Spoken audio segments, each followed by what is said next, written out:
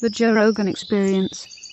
So once heroin gets in your system, you need it every 8 hours.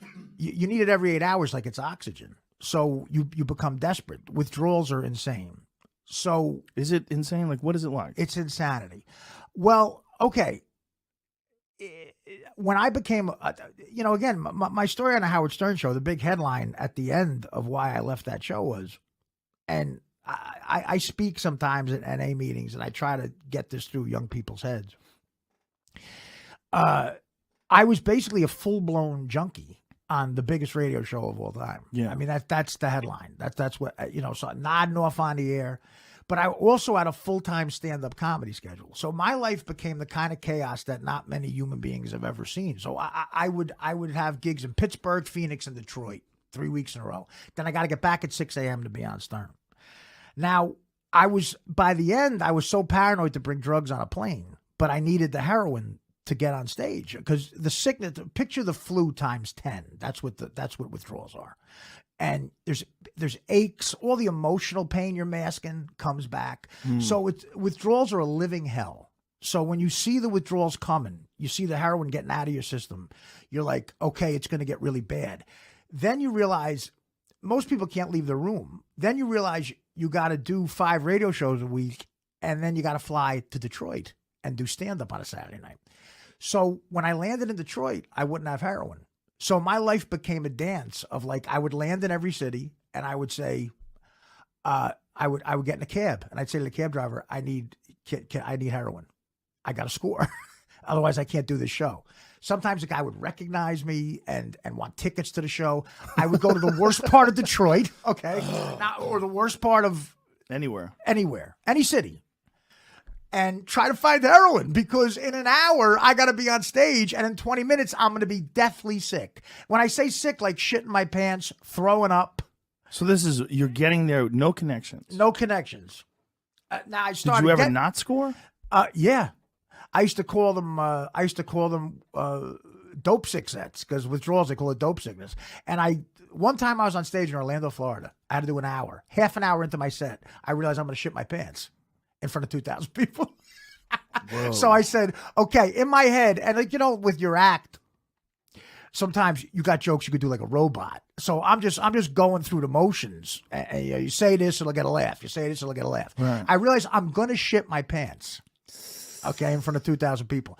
So I said, there's 2 choices. I can either say, guys, I got to go to the bathroom, listen to some music, and go shit, or shit my pants in front of 2,000 people. Did you shit your pants? No. I said, play a song, and I ran back. Did you tell them you're going to shit your pants? I came back, and I said I was going to shit my pants. So, okay, these are Stern fans. I go, it would have been funnier if you shit your pants. Of course.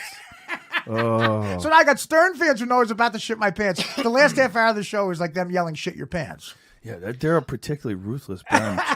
I remember I saw you at the Luxor in Vegas. Yeah. It was one of the first times I ever saw you in front of a Stern fan. Right. Like the Stern fan group. And right. They're ruthless. It's crazy. Yeah. It's crazy. They and then they say they love you, but then they're screaming shit out.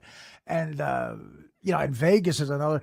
Again, so that became my life. The chaos was insane. Do you think it was encouraged too? Like, did people did they enjoy the fact that you were off the rails? Some people did. Yeah. Some people did. And because of that, do you think that like you identified with that? Like, this is who I am. This is what I do. That's a great question. Absolutely. Part of me said, maybe this is my thing. Yeah. Right. And that's you bullshitting yourself. Because that's also you saying it's a reason to continue. Yes. I could keep fucking up because this is how I make money. Yes. And this is a lot of money. A lot of money. Yeah. I mean, the most money I ever did making stand-up, most money I made, it was actually at Mandalay Bay, Super Bowl Eve 2007. This is an example of my life. In one night, I made $140,000 doing stand-up. Okay. I got $70,000 for 2 shows. I did 2 shows. I'm on the plane flying back from Vegas. I'm doing the math. Between the gambling, the drugs, and the hookers, I lost $145,000. Okay. So when I got home, my accountant thought I was going to give him a check for $140,000. I said, I need 5 G's. Oh, Jesus Christ. I made $140,000 in a night. One night. My father climbed roofs for a living, okay? He never made that in 30 years. And then I'm going back to co-host the biggest radio show ever. And I lost 100, but I had a $10,000 hooker who looked like a young Carmen Electra. And I lost money playing craps. I lost on the game and the drugs I bought. Jesus. I was down 145,000. So after I paid out my commission to the agents, the weekend cost me like 40 grand. Have you put this in a book?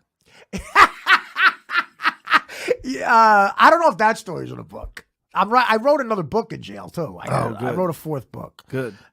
It's called Ripping and Running, and I'm trying to get a deal. I'm trying to get a deal for it right now. Who the fuck wouldn't give you a deal for that? Jesus Christ. That's just one fucking story of I'm madness, sure. Yeah. Of madness. Yeah. That's the thing about those stories is they're so great. Like it's such a catch-22, right? Right. It's like the stories are so amazing, and people love you for those stories, but they also want you to be clean. Well, here's the thing. So that's the catch-22, you know. And then I'm saying to myself, so again, the answer to your original question is if I were to be honest with you right now, the thing that got me, the method I'm using now are consequences.